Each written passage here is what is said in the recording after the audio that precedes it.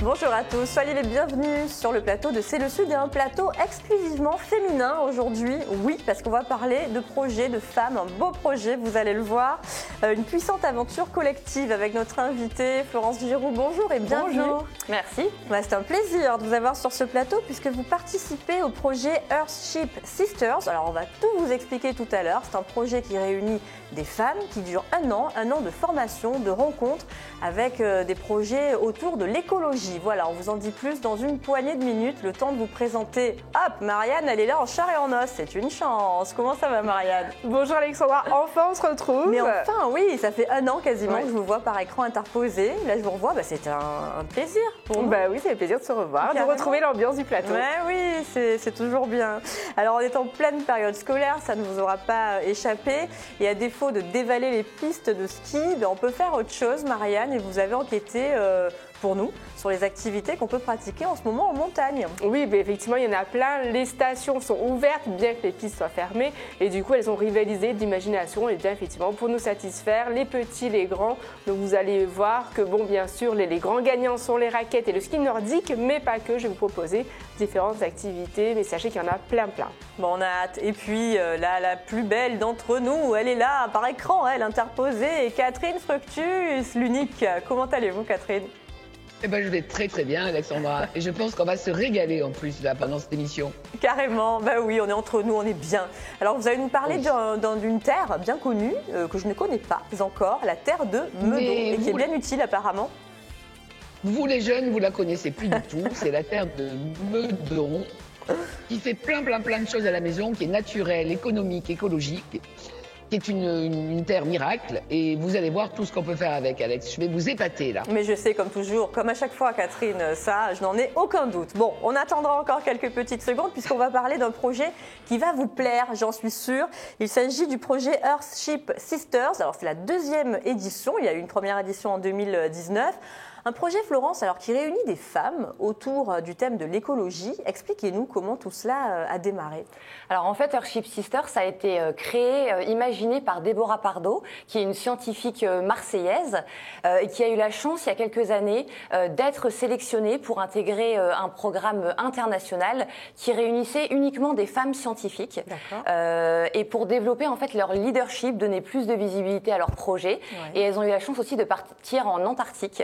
Ça a été une expérience incroyable. Et quand elle est rentrée en France, elle s'est dit il faut créer un programme du même type en France, l'adapter pour donner plus de place aux femmes, notamment dans l'environnement. Et du coup, des femmes qui ne sont pas forcément des scientifiques, là. C'est offrir une possibilité plus large à des femmes issues d'univers très différents, dont vous faites partie, puisque vous participez à cette édition cette année qui a démarré il y a peu de temps. Alors concrètement, comment ça se passe en fait? Donc vous êtes plusieurs, vous avez été sélectionnés avec un projet qui vous est propre à chacune. Exactement, on est 17 à avoir été sélectionnés et en fait on va être accompagnés pendant une année à travers des coachings individuels. On a chacune un coach qui va nous aider, avec des mentors aussi qui vont nous accompagner. Il y a des sessions en visio collectives où on échange sur différentes thématiques. La dernière par exemple c'est notre rapport à l'argent qui est très important aussi pour lancer un projet. Il va y avoir des week-ends en pleine nature où on va participer à des ateliers, travailler ensemble. Et puis, on va participer aussi à différents événements, notamment dans la région, comme le congrès pour la nature, qui va se dérouler pour la première fois à Marseille.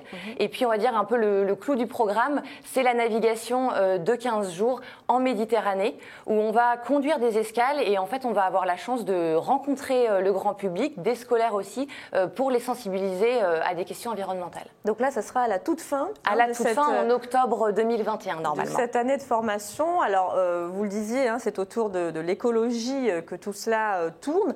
Sur quels critères vous avez été sélectionnés, vous, les 17, justement? C'est sur la valeur de votre projet, sur sa portée auprès des gens?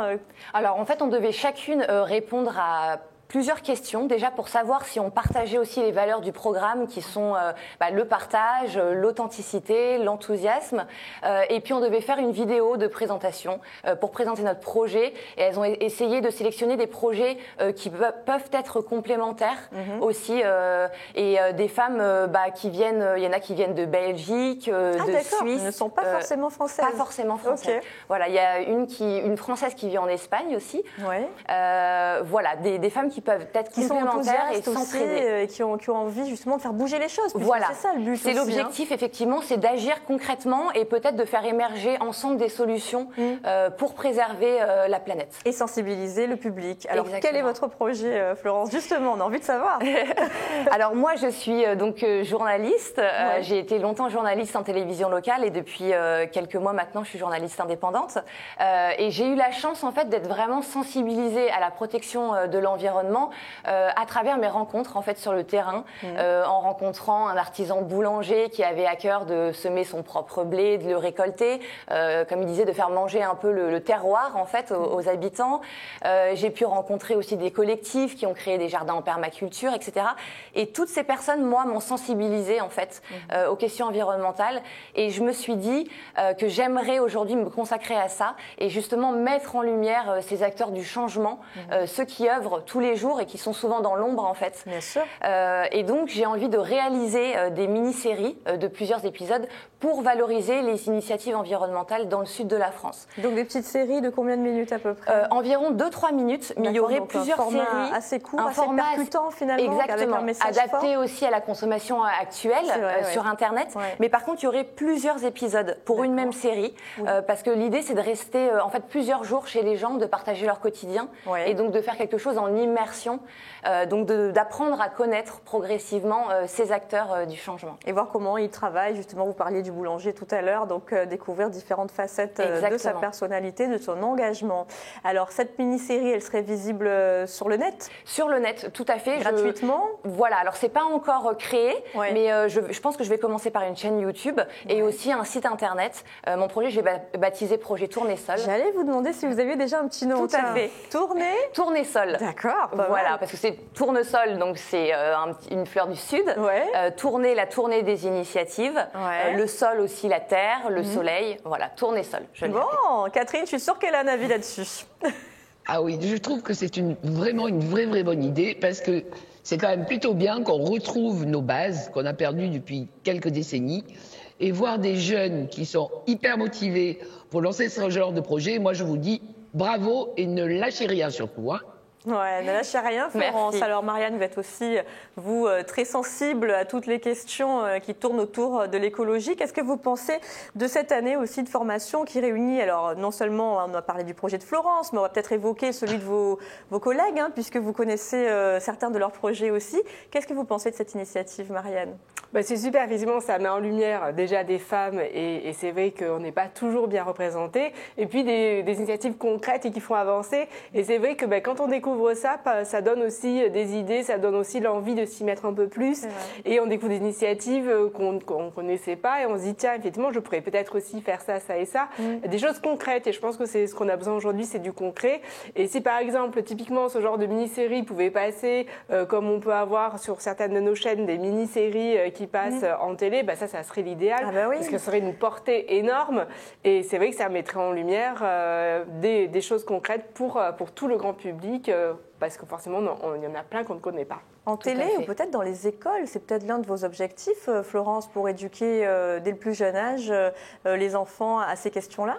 Tout à fait. En fait, c'est vrai que l'idée après, c'est principalement au départ des séries, mais ce serait d'aller plus loin et effectivement de les diffuser aussi plus largement, pourquoi pas dans les écoles, de créer des échanges aussi entre les différentes personnes que je vais rencontrer. Bien sûr. Voilà, des connexions en fait entre les habitants, les producteurs, les associations, etc. Alors, dans les autres projets justement qu'on peut retrouver dans ce programme cette année, vous parliez tout à l'heure de complémentarité. Lesquels seraient les plus complémentaires avec le vôtre, par exemple? Alors, par exemple, je pense au projet d'Aurélie qui est de créer un tiers-lieu. En fait, elle vient d'un village des Bouches-du-Rhône où elle a l'impression qu'il n'y a plus de connexion entre les habitants, que même le village a été un peu dénaturé ces dernières années. Et elle a envie en fait de créer un lieu où les gens puissent se rassembler, œuvrer ensemble. Alors, il y aurait des jardins partagés, il y aurait des ateliers, par exemple. On la découvre, Aurélie, donc en bas à gauche. Exactement. Après, il y a aussi, je vois Séverine, qui, elle, souhaite créer un stylo réutilisable. Donc, 100% réutilisable, en fait, à vie. Donc elle est en train de travailler sur ce projet-là. Il y a des projets très différents. Il y a aussi Géraldine qui souhaite proposer des stages en pleine nature. Elle est guide nature et en fait elle veut vraiment reconnecter les gens et notamment les enfants à la nature, aux arbres, aux vivants. Magnifiques, hein. C'est que des beaux projets. Il n'y a que des beaux projets. On va regarder justement pour se donner une idée de l'énergie qui est véhiculée par ces femmes. Une petite vidéo tournée lors de la précédente édition en 2019. Regardez.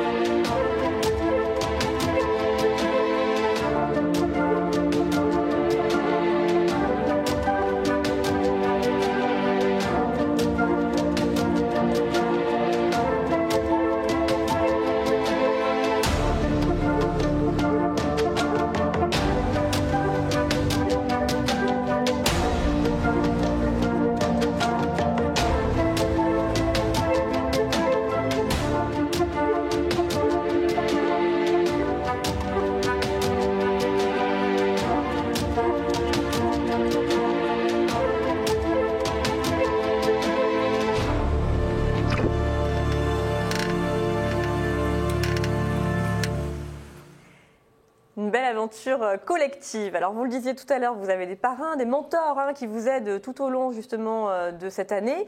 Mais le nerf de la guerre, on le sait bien, c'est l'argent, Florence. Et pour mener à bien votre projet, vous avez besoin aussi de la solidarité des personnes qui nous écoutent peut-être et qui ont envie de participer à votre projet. Exactement. En fait, le premier défi aussi que chaque sister doit relever, c'est de trouver en fait des sponsors pour financer une partie ou la totalité de sa participation au programme. Qui est à hauteur de 6 000 €. Donc, on recherche chacune des sponsors. Des entreprises, par exemple. Des entreprises. Des chefs d'entreprise qui pourraient nous entendre et qui ont envie de porter le projet. Exactement. Ou des particuliers. Et de m'accompagner en fait dans cette aventure aussi. Moi, j'aurais aussi envie de faire participer mes futurs sponsors à cette aventure. Bien sûr. Pourquoi pas témoigner aussi dans leur entreprise. Bien sûr. Les inviter, on va faire des régates aussi, les inviter à des régates ou à différents événements en fait qu'on va organiser. Si vous avez envie d'aider Florence, vous pouvez écrire à l'adresse qui s'est affichée. Et on fera passer le message, c'est lesud@azurtv.tv pour cette aventure Earthship Sisters. Merci Florence. Merci avec Alexandra. nous, bien sûr. Alors je ne sais pas si vous avez prévu de partir à la montagne cet hiver.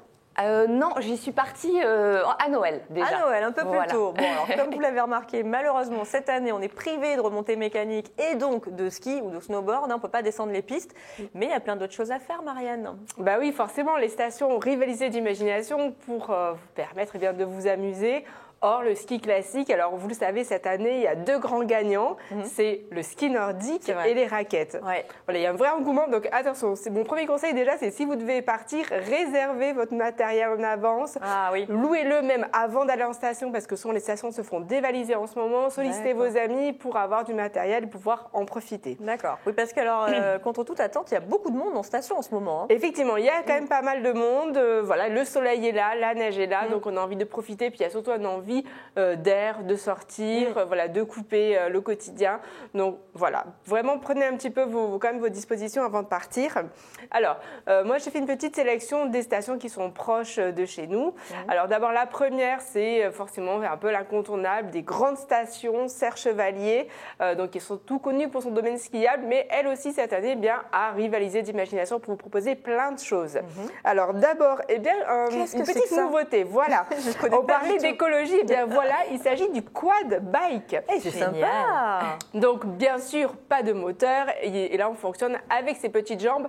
Seul avantage, vous avez quand même une assistance électrique. Ah, pour les montées? Ouais, mais pour les descentes. Enfin, voilà. Parce qu'en montée, là, on force beaucoup, donc assistance électrique pour nous aider un petit peu dans les alors en fait, ils vont monter, on va aller jusqu'à un point assez haut, et en fait, ça va être surtout de la descente. Okay. Et voilà, il est pour franchir les petits obstacles. Sympa. Et voilà, pour prendre du plaisir, c'est vraiment le côté fun pour s'amuser. Ouais, c'est très sympa. Et voilà, avec des grosses roues, et puis surtout un nouveau système hybride de, voilà, c'est ni un quad, ni un vélo. Du coup, il faut bien trouver des solutions, hein, parce que là, comme il n'y a pas beaucoup de choix, il faut trouver des alternatives. Mais c'est sympa, il a eu de l'imagination, celui qui a créé ça. Voilà, donc c'est 1 heure, 35 € par personne, et c'est à partir de 10 ans. Voilà, pour les plus grands, et vous êtes encadré par un professionnel. Ok. Après, donc je pense aux gourmands, parce que comme on est tous gourmands, à la montagne en plus. Voilà, à la montagne. Donc là, nous allons concilier la gourmandise et la montagne avec l'igloo food. Donc là, le concept, c'est on monte en raquette et après, pour le déjeuner, on va prendre sa petite fondue typique dans un igloo. Sympa. Voilà. Toujours à Serre-Chevalier. Hein. Toujours à Serre-Chevalier, exactement. Donc c'est plutôt sympa. Ça va être une belle petite demi-journée atypique pour se faire plaisir. Et on se réchauffe après. Voilà, exactement. Alors là, c'est un budget un peu plus conséquent. C'est voilà, la petite demi-journée plaisir, 60 € par personne. Mais vous allez avoir un petit igloo et de belles photos, de beaux souvenirs. Maintenant, nous partons du côté de Vars. Donc, toujours dans les Alpes du Sud, on reste sur la thématique de la gourmandise avec ce qu'on aime aussi beaucoup, les chèvres, les visites des... oui, c'est sympa, des chèvreries. Ouais, exactement, ça fait partie des incontournables et surtout avec les petits, ils adorent ça. Ah, oui. C'est le moment, dans certains endroits, c'est le moment des premières naissances où les mises-bas vont arriver. Donc, vous allez pouvoir découvrir tout ça avec donc, 2 jeunes femmes qui ont ouvert cette chèvrerie de trentenaires. Voilà, assister à la traite, déguster des fromages. Voilà, et puis on peut en acheter aussi pour les ramener à la maison, au studio. Tout à fait. Super. On profite le soir aussi. Une bonne ambiance conviviale.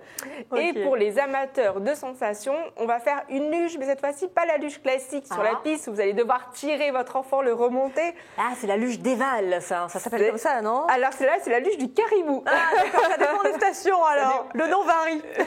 Voilà, donc là vous êtes sur un rail. Et puis... Je suis restée bloquée sur Risoul, moi. C'est pas très loin, on n'est pas très loin de Vars. Et donc là, l'idée, voilà, c'est sur un rail de descendre, du fun.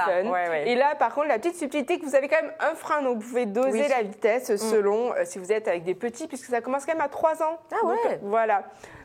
Pour les tout petits, donc c'est 7,50 € pour la descente par enfant, 9 € pour l'adulte.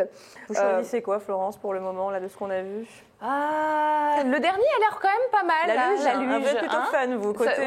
ok, sensation forte un petit peu. Je vois ça. Et je garde le meilleur pour la fin, et ce n'est pas Catherine qui va me contredire, puisqu'on va parler de la station de Montclar. Elle connaît bien Catherine. Voilà.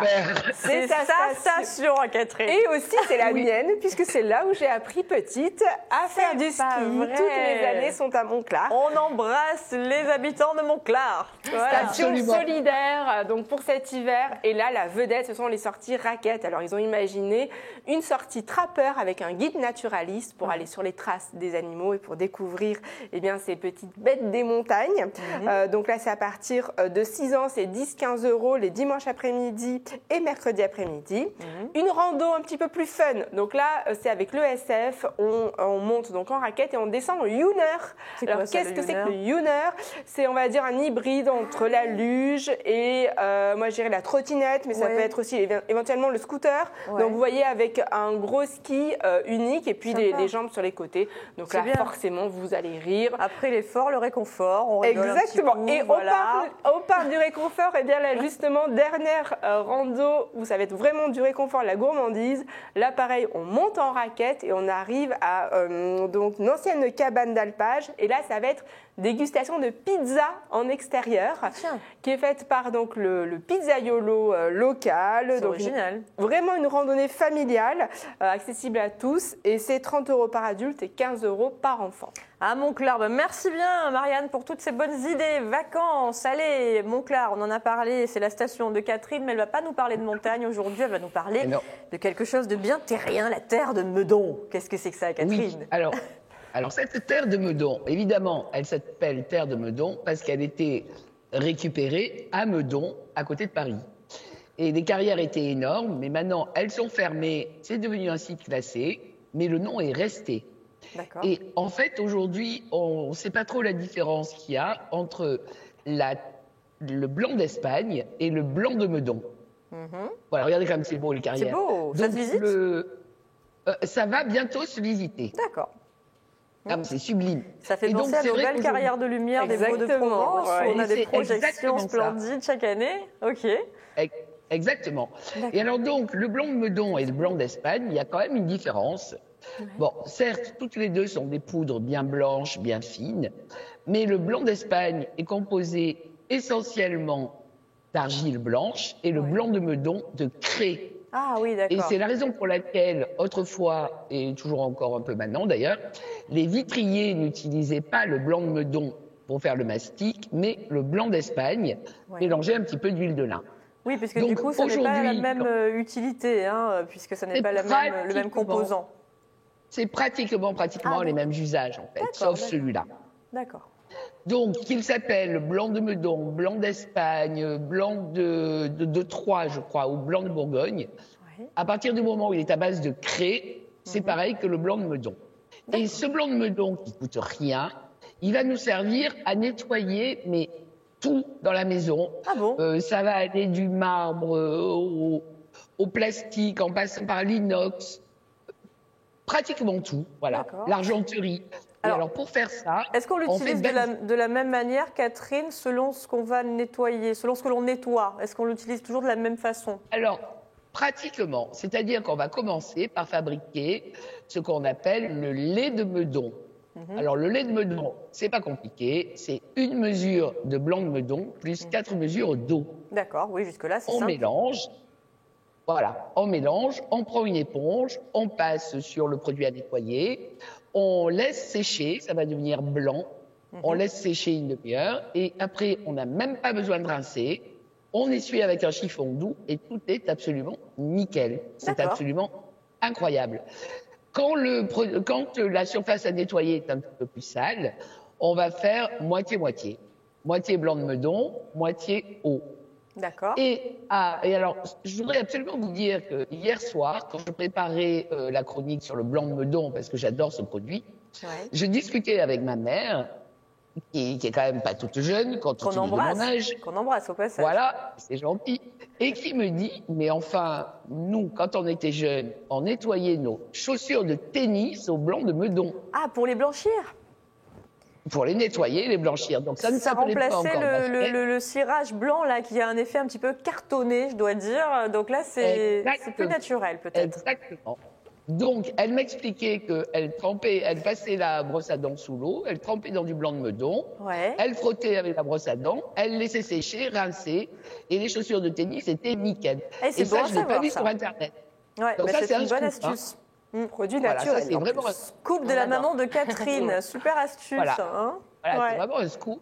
Alors, je pourrais... Bon, là, après, on peut fabriquer une crème à récurer. Enfin, de toute façon, je n'aurai pas le temps de vous le dire, tout ça. Parce que je veux absolument vous dire un truc, parce que ce sont les vacances de nos petits. Oui. Et là, ils pourraient passer des moments de rêve. Ah. C'est-à-dire qu'on pourrait exceptionnellement les autoriser à faire de la peinture sur les vitres. Ah oui, grâce au blanc de Meudon? Grâce au blanc de Meudon. C'est-à-dire que soit on leur fait un mélange, moitié eau, moitié blanc de Meudon, s'ils sont un petit peu plus grands, on leur donne des pinceaux, ils vont pouvoir peindre sur la vitre ce qu'ils veulent, ils laissent sécher. Et l'intérêt, c'est que lorsqu'il faudra le nettoyer, on n'aura qu'un chiffon à passer et les vitres seront d'une propreté absolue. Ah, c'est fou ça. Soit on badigeonne notre vitre de blanc de Meudon. Oui. Et là, avec le doigt, ils vont pouvoir dessiner tant qu'ils veulent et ils vont s'éclater. Génial. Ce qui semble étonnant, Catherine, c'est qu'il suffit juste d'un chiffon pour enlever tout le blanc de meudon en fait, de la vitre. Ça s'annule comme ça, aussi facilement. Absolument. Non, c'est un produit incroyable. Je comprends On va essayer, les filles. Non, vous ne connaissez pas, vous, je ne connaissais pas du tout. Oui, alors moi, je connaissais pour les décorations de Noël, justement, pour faire ces vitres, pour faire les petits décos de vitres. Ah, bravo, Marianne. J'en ai acheté, mais je ne l'ai pas fait, donc... Elle va tester. Voilà, exactement. Elle va tester, Marianne. Promis, nous, on va l'acheter. Florence, elle nettoiera le bateau avec... Oui, à la rentrée. Elle embarquera avec le blanc de meudon. Absolument. On peut nettoyer les joints aussi. Ah, d'accord. Les joints pour les blanchir. Qui sont minables, absolument. Ça, c'est une bonne idée. Pareil, brosse à dents, blanc de meudon, on frotte, on laisse sécher. Parce que c'est moche les joints quand ils noircissent là dans la salle de bain ou la cuisine. Ah ouais, non, ça c'est super astuce, Catherine. Le blanc de meudon, je vous dis, moi. Allez, on court l'acheter. Merci pour vos astuces, Catherine, qu'on retrouve en partie dans vos livres qui s'affichent. Recettes et astuces d'autrefois pour aujourd'hui, beauté, santé, maison et dictionnaire des savoirs et pratiques. Je vois plus rien, moi, de la sagesse populaire. Voilà. Je vous embrasse, Catherine. À la semaine prochaine. À bientôt. Bisous.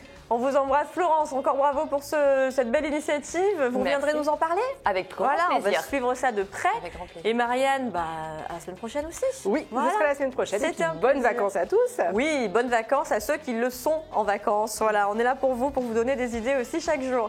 Demain, nous accueillerons l'auteure Judith Aziza qui nous présentera son nouveau livre, une histoire de Marseille en 90 autres lieux, parce que c'est le tome 2. La recette de Carole et nous découvrirons la chanteuse Aza, originaire de Marseille et qui se produira samedi soir dans le concours The Voice. Voilà, allez, on vous embrasse, on vous souhaite une bonne journée, une bonne soirée et à demain. Ciao, ciao. Ciao.